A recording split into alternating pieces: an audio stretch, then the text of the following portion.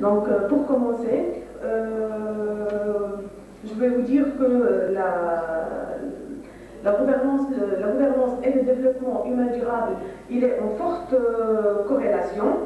Et c'est pour cela il y a un consensus international sur la nécessité d'améliorer le niveau global de la gouvernance comme fin ultime et principal moyen pour le développement humain durable. Et ceci dit, on a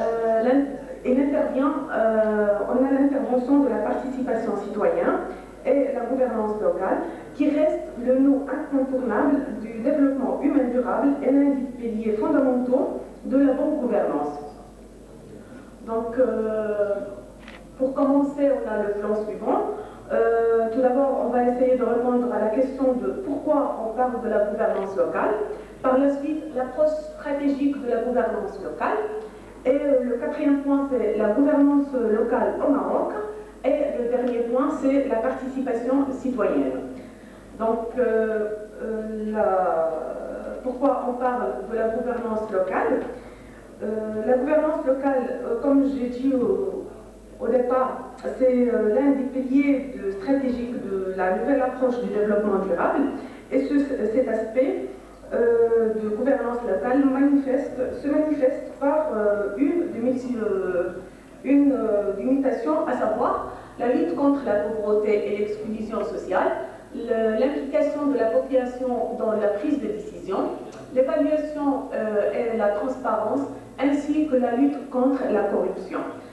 Et pour définir la gouvernance locale, en fait, les chercheurs, la plupart des chercheurs, adoptent cette définition qui est nouvelle gouvernance par le passage de la tutelle au contrat, de la centralisation à la décentralisation, de l'État redistributif à l'État régulateur, de la gestion du service public à la gestion selon les principes de marché, de la guidance publique des acteurs publics et des acteurs privés.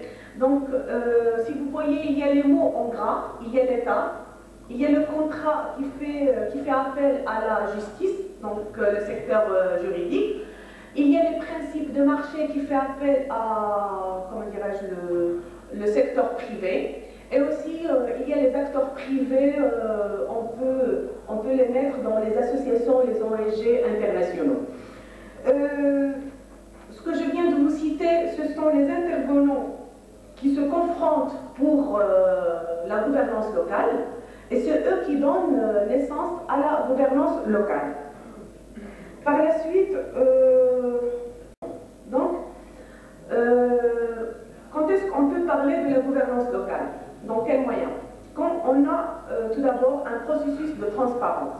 Et par la suite, quand il y a une responsabilisation des politiciens. Donc, autrement dit, la reddition des comptes, le contrôle, pourquoi vous avez fait ça pour les politiciens, pourquoi vous n'avez pas fait ça, pourquoi vous avez procédé à ce marché au lieu de cela.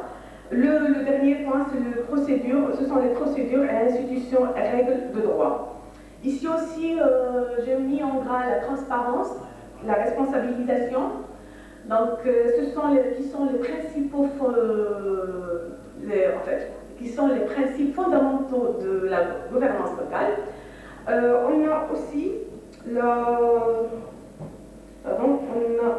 la participation, parce que l'ensemble de ces axes, ils ne peuvent pas avoir lieu sans la participation des citoyens. Et on a aussi la concurrence, parce que la responsabilisation des citoyens, elle permet une sorte de concurrence entre les politiciens. Chaque politicien, pour être élu et pour avoir un niveau, il essaie de faire mieux que l'autre. Donc, on a une sorte de concurrence. Donc, pour cela, on peut passer aux objectifs de la bonne gouvernance, qui sont énumérés comme suite.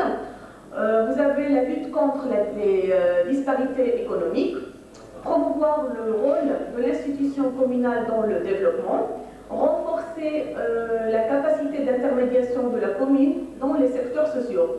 En fait, moi j'ai fait les objectifs, c'est plutôt économique, mais le principal objectif reste politique et social, c'est la démocratie locale. Faute de temps, je ne peux pas parler plus de la démocratie locale, donc je passe directement à la charte de la bonne gouvernance au Maroc. Autrement dit, la gouvernance locale au Maroc. Donc aujourd'hui, la charte communale vise à rationaliser la gestion communale et plus précisément améliorer la participation, la transparence d'une part, et d'autre part, uniformiser les méthodes de travail et renforcer les pouvoirs tant du président que des assemblées. Donc, au Maroc, il y avait une charte communale en 2003 qui a été révisée et rénovée en 2009. Cette charte, la charte celle de 2009, a porté sur des innovations qui introduites en matière de gouvernance locale, qui visent les communes en général, les villes, les grandes villes dotées d'arrondissements et l'amélioration des rapports entre les communes et les citoyens. Les innovations portent sur le mode d'élection du président du conseil communal, à la rationalisation de la délégation de pouvoir, à une nouvelle architecture sur les commissions permanentes et au renforcement des structures administratives et communales. Donc, pour cette charte, en 2010, Transparency Maroc a essayé de faire un bilan de la charte communale de 2009 et a montré, elle a relevé un ensemble de faiblesses, de pans d'application de cette charte. Les principaux pans, c'était la faiblesse dans la programmation et la planification. Aussi, on a les insuffisances en matière de gestion des ressources communales et les dysfonctionnements en matière d'exécution des dépenses communales et la faiblesse du contrôle interne. Pourquoi cette défaillance? Cette défaillance est en fait...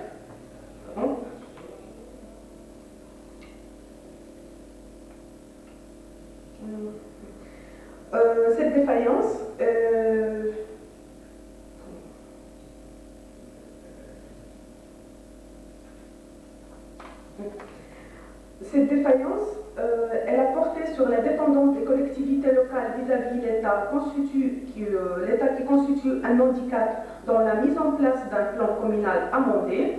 Et c'est ainsi que pour pallier le problème de ressources financières, les élus doivent se montrer dynamiques et capables de mobiliser les ressources. Ils doivent ainsi faire du marketing territorial afin d'obtenir un financement et des ressources humaines. Donc aujourd'hui au Maroc, on a des innovations même constitutionnelles de la charte de la bonne gouvernance locale. Et dans l'article 139, elle dit « Des mécanismes participatifs de dialogue et de concentration sont mis en place par les conseils des régions et les conseils autres collectivités territoriales pour favoriser l'implication des citoyens et des citoyens et des associations dans l'élaboration et le suivi des programmes de développement. Les citoyennes et les citoyens ainsi que les associations peuvent exercer le droit de pétition en vue de demander l'inscription à l'ordre du jour du Conseil d'une question relevant de sa compétence. En fait, c'est la première fois qu'on a tout un article dans la Constitution sur la participation des citoyens au Maroc. Elle permet, on a juste le manque, une loi qui permet de décrire le champ d'intervention des citoyens, où elles peuvent intervenir, comment. En attendant toujours cette loi organique, les associations essayent de mettre de la pression sur le nouveau gouvernement pour cette loi. Et pour la cinquième et le dernier axe, c'est la participation citoyenne. Tout d'abord, qu'est-ce que la participation? Au Maroc, la participation citoyenne est préalablement déterminée institutionnellement et légalement par le partage des attributs citoyens entre États et collectivités locales. Comment procéder à la participation? On a un processus sur 4 phases. La première, c'est l'information. Ensuite, on passe au débat, et après la contribution, et enfin, on a le retour. Brièvement, pour l'information, je vous dis que l'information, elle consiste à la mise à la disposition des personnes qui peuvent participer dans le processus des éléments suffisants pour pouvoir débattre au sujet précis. Pour le débat, c'est là la phase créative. Donc, il y a la confrontation entre les élus et les citoyens. Elles peuvent donner des idées très intéressantes. La quatrième, plutôt le troisième, c'est la contribution. C'est ici le résultat final du processus, c'est-à-dire le fruit, qu'est-ce qu'elle a, la valeur ajoutée de cette confrontation. Et enfin, le retour. Et ce n'est pas cette phase, ne fait pas partie du processus vraiment de la participation, mais c'est plutôt voir les retombées et voir la réaction des élus, la réaction des citoyens pour, en fin de compte, évaluer la gouvernance locale. Pour conclure, en fait, j'ai deux citations, celle de Benjamin Franklin qui dit « Dites-moi et j'oublie, montre-moi et je me souviens, fais-moi participer et j'apprends ». C'est une citation qui permet de voir l'impact ou bien le poids de la participation dans la société d'une manière générale. Et c'est de Tocqueville, dans son ouvrage « La démocratie en Amérique », qui aussi décrit la participation citoyenne, qui dit c'est dans la commune que réside la force des peuples libres. Les institutions communales sont à la liberté de ce que les écoles primaires sont à la science. Et merci. Merci infiniment, Soraya, pour ton intervention. Donc, c'est la parole à Madame Morina Compagnie de l'association Tradition et Guérison qui nous est venue de la France et qui va donc entretenir une intervention portant sur l'art et l'engagement des jeunes. À vous, Madame. Merci. M'avoir invité, pour m'avoir donné cette possibilité de parler de l'engagement en art, ou l'art dans l'engagement. Merci à tous les Marocains présents qui, en ayant 44 ans, ça fait presque 43 ans que je ne mange plus avec les mains. Et là, finalement, c'est un cours d'initiation. Merci beaucoup. Et voilà, je voulais vous présenter un petit peu le travail qu'on fait à Paris pour s'engager, pour apprendre à s'engager à travers des moyens qui sont, on peut dire, l'art, les expressions et surtout la créativité. Voilà. On cherche vraiment de travailler au fond sur cette possibilité de faire sortir la créativité de chacun. Je pense que déjà l'effet d'être humain, on possède, on est avec une certaine créativité.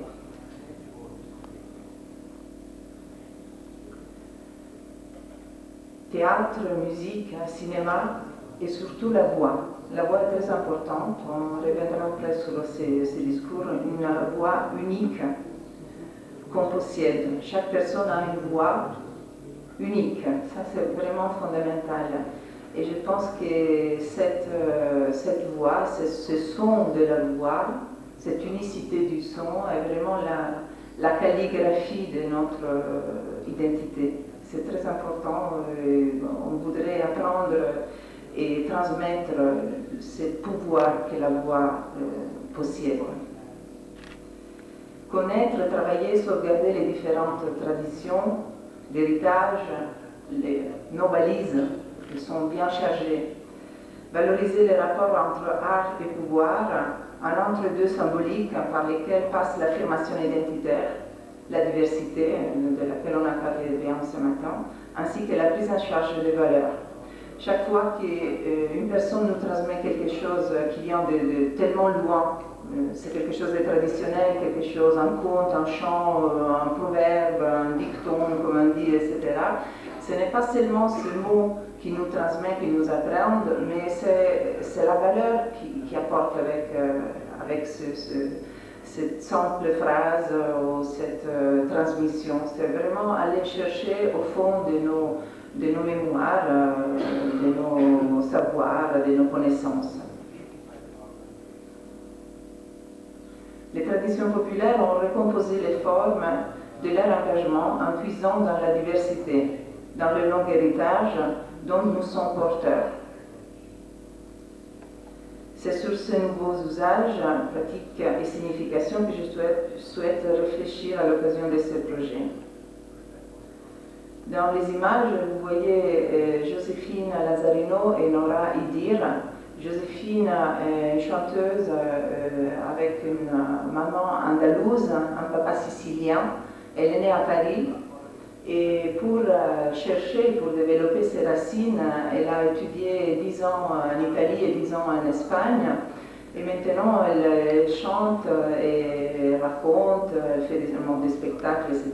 Mais surtout, elle est une élève de Giovanna Marini. Je parlerai un petit peu après de Giovanna Marini parce qu'elle est une ethnomusicologue italienne qui a pris les relais de Pier Paolo Pasolini sur la recherche de traditions populaires en Italie. Nora Idir a des racines kabyles. Et on travaille avec elle vraiment la musique du monde et surtout la musique, les chants, les voix qui sont typiques du bassin méditerranéen. Parce qu'en effet, on peut retrouver des chants berbères, des cris, des appels berbères comme dans le chant des prisonniers napolitains ou siciliens, ce chant à distesa, on l'appelle en italien, un chant qui vient porter au plus long possible de l'autre côté de la mer, de l'autre côté de la terre, si on veut, pour se faire entendre loin, vraiment longtemps. On a mis en place aussi un jeu de cartes, des grandes cartes. On peut les prendre dans les bras. Il s'appelle tapis volant. C'est un jeu qui travaille cet espace de la traduction. Ça, c'est vraiment très important. En France, on peut dire que toutes les traductions sont en français, mot à mot. Le choix du mot à mot est très important. On l'a défini avec une linguiste qui s'appelle Hélène Troc-Mefabre. Et on a vraiment trouvé que c'était la façon de travailler cet espace. J'aime appeler l'espace, même s'il s'agit de voix. J'ai une formation d'architecte et l'espace pour moi est fondamental, porteur. Cet espace de la traduction. On a même découvert des choses incroyables, dans le sens que en ne traduisant pas le sens de la phrase, mais les mots, on arrivait à comprendre. Par exemple, j'ai travaillé avec cette femme, vous la voyez dans cette image. Elle s'appelle Marion Baruch, c'est la femme à lunettes parce qu'elle a 85 ans, elle voit presque plus rien. Et vous voyez ici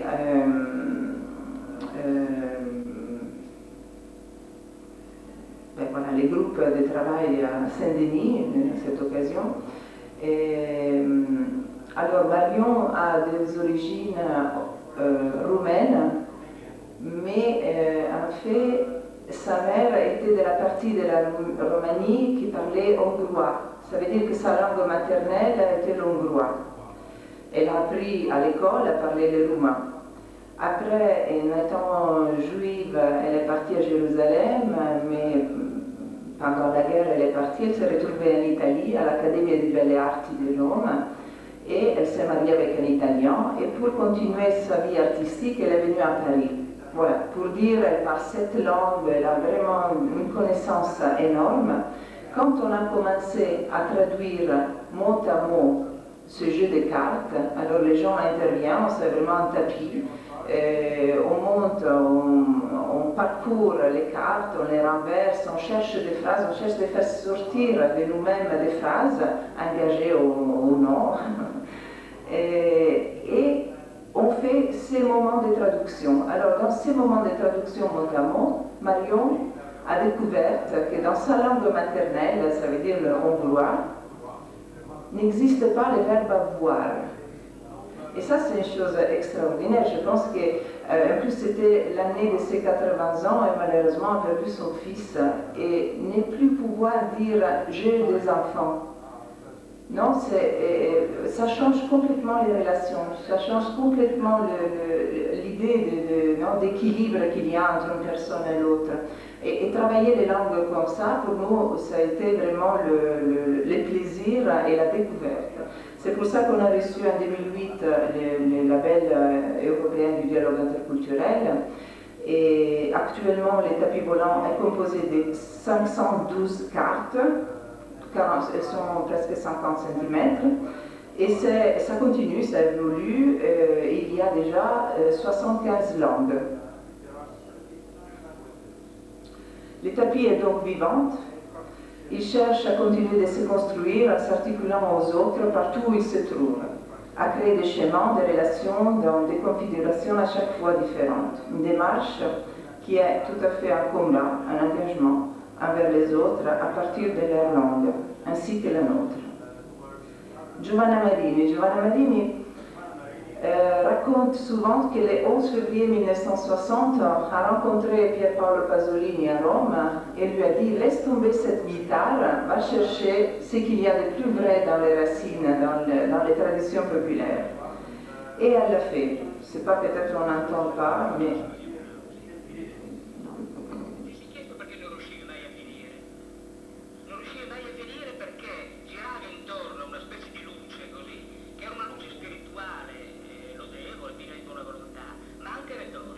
C'est juste un hommage, c'était la voix de Pier Paolo Pasolini.